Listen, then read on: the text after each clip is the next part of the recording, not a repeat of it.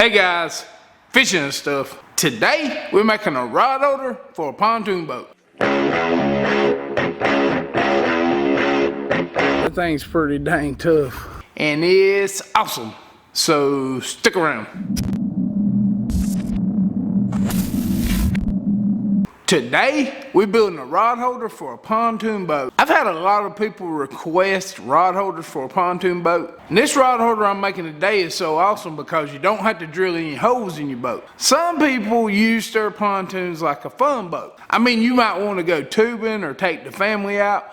But then, if you get ready to fish, you can slip these things on and catch you a big one. I really think today's DIY is going to be awesome.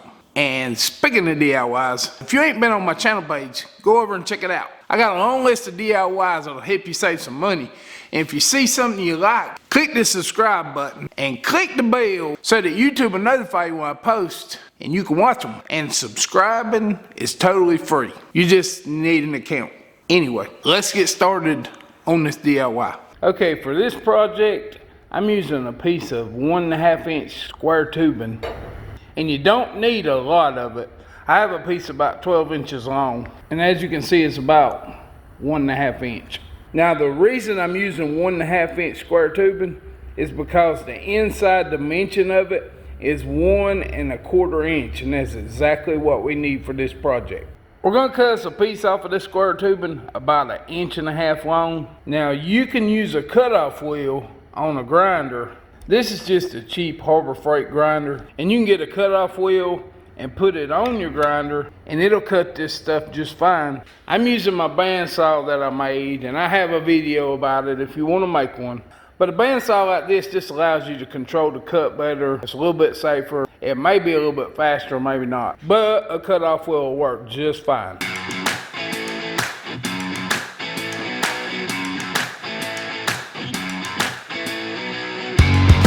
Okay, so we got our 1.5 inch piece of square tubing cut. Next, we're gonna cut one of the sides off of it. The side you want to cut off is the side with the weld on it. You can see it over there. You can see it across the top right here where it's welded together.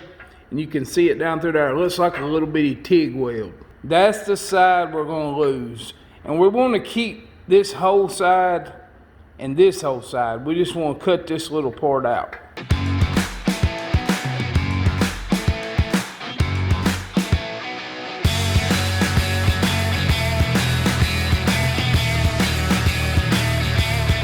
Alright, we got our little piece cut out. You see that little lip right there? We don't want that lip on there. And it's hard not to leave it cutting it by hand. So what we'll do, I'm gonna take a flat disc on my grinder and I'm gonna clean up all my edges and I'm gonna grind that little lip off of there too. We just want it smooth, that's it.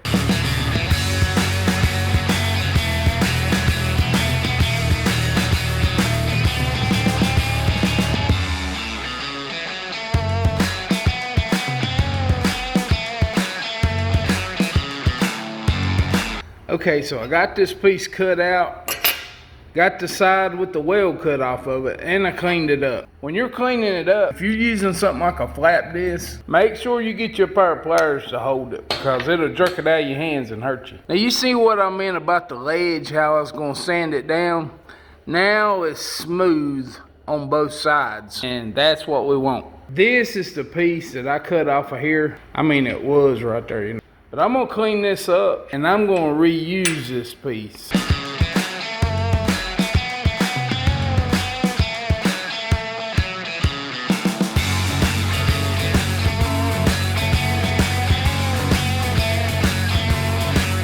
So we got our other little piece cleaned up. I rounded the edges so it couldn't poke you or poke anybody.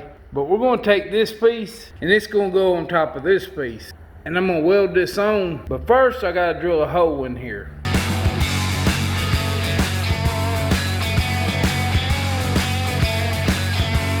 Okay, so I got my hole drilled in this part, and I went ahead and put a bolt in it and stuck a nut on there. This is just a retainer. It's not holding nothing really. I'll show you what it's for in a little bit. Basically what we're gonna do, we're gonna weld it on here like this, and we just want enough room in between them where we can get our bolt in it. I stuck a clamp on here to hold it all together while I get it welded.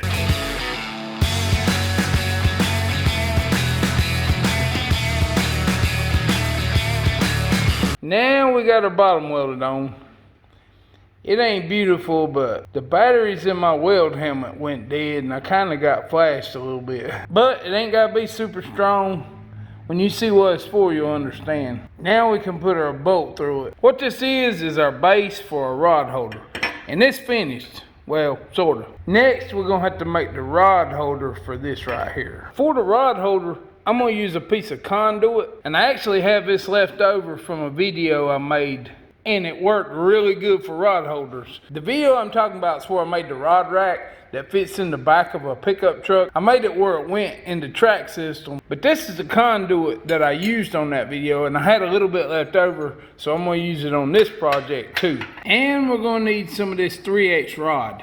This 3/8 rod's left over from the rod holder video where I made the rod holder that's kind of like Steve Douglas's monster rod holders. Well, I had this left over. And I believe in using up stuff if you can, saving money. So the next thing we need to do is bend our 3/8 rod. This is the little jig I made when I made the rod holder video. On the rod holder video, this was the pipe I bent around and this one was my stop. On this video, I'm gonna bend around the small pipe and the big one's gonna be my stop. I'm gonna take my 3/8 rod and stick it in here like this.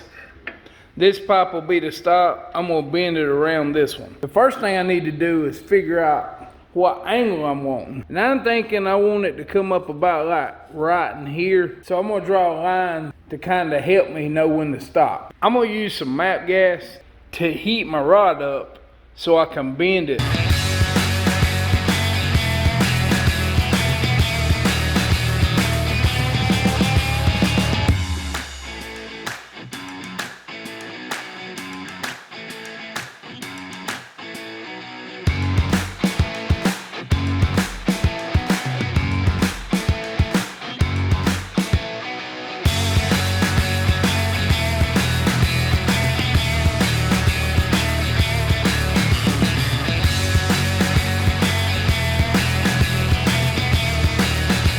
Okay, we got our 3/8 rod bent and we got the right angle and it's cooled down now. So now I got it marked here and I got it marked here.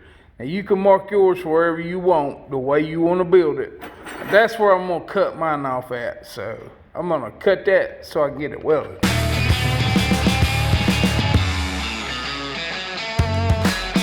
So I ground down this conduit a little bit because it's got a coating of galvanized on it. And I tried to grind it down to the steel as best I could. Tried several different ways to clamp this thing on there so I could get my weld started. And this was about the best way I could figure out. It kind of holds it kind of straight. But I'm gonna get this straight as I can get it, then I gotta weld it.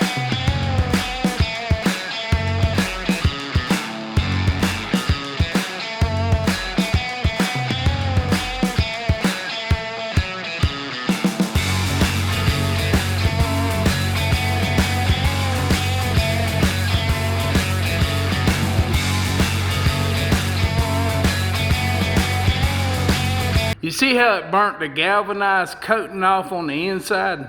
That's a good thing. Make sure your welds are really good on this part, because if they're not, you might lose a rod and reel. We don't want that to happen. Next, we're gonna have to take our rocket launcher and weld it to our base. I went ahead and put it on the base and I clamped it and I tried to get it as straight as I can. Now I can weld it to the base.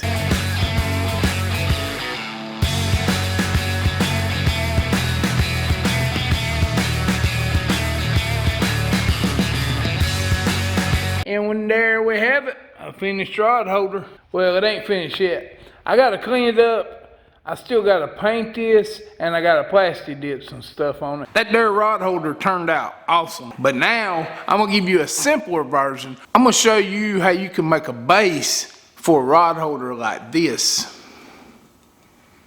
Alright, to make the other rod holder, we want to make a base just like we did our first one, but we're not going to stick the rocket launcher part onto it, but we need the base exactly the same. Then we're just going to take a 1/2-13 nut, put it right on top, and weld it on there. That's pretty simple. I got a 1/2-13 bolt. I'm going to run it into the nut so I have something to hold on to while I tack it on there.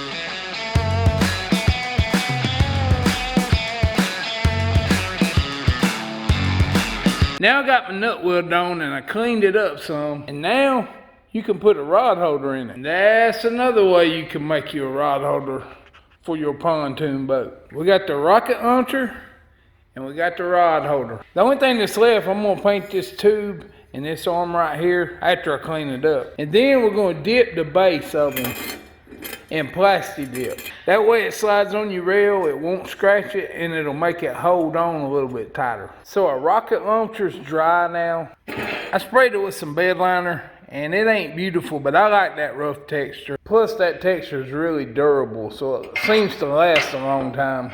Next thing we're gonna do, we're gonna take some plastic dip, and I'm gonna dip both bases, this base and this base. I got a wire tied to this one so I can hang it up and let it dry. I'll hang this one by this little loop on it. And I want to dip the top of this one to keep from your reel or anything getting scratched up. Because this bed liner's tough, but it's also not soft.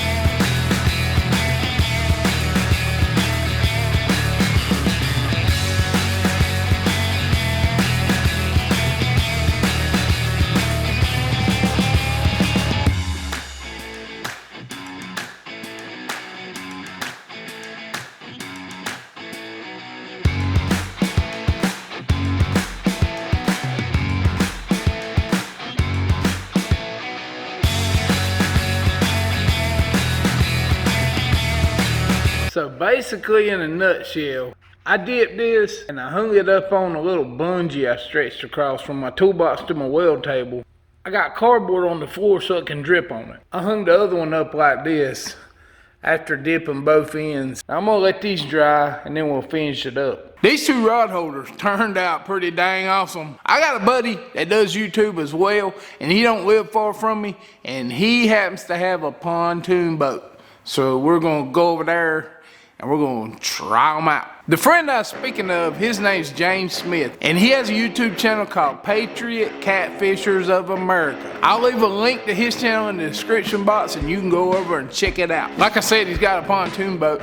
He makes things sometimes, and he does a live stream every week about what's going on in the catfish world. It's pretty cool. Alright, I'm over here at James's house. He's a friend of mine and he has a YouTube channel called Patriot, Catfishers of America. There it is. I hadn't been on this boat in a while. Last time I was on this boat, we was in a YouTube tournament and I was weighing the fish in on it. Yeah. But I come over here today because he's got a pontoon boat and I need one to try these rod holders. The way this thing's made, you just slip it over the railing, and you see that little hole right there, that bracket I put underneath it? You can stick that boat in there. The whole theory behind this boat is if you're running down the lake, this thing won't rattle out because it's just sitting there. But the way we got this thing mounted, it's going out. So if a fish hits your rod, it can't come off. And this other rod holder, it's made the same exact way. When you slide it on, a fish can't pull it off. Now the rocket launcher's cool, but I really like this one. If you got some buddies with you and you need some extra rod holders, well, there you go. What do you think about them? You like them? I like them. I like them. That's a great idea.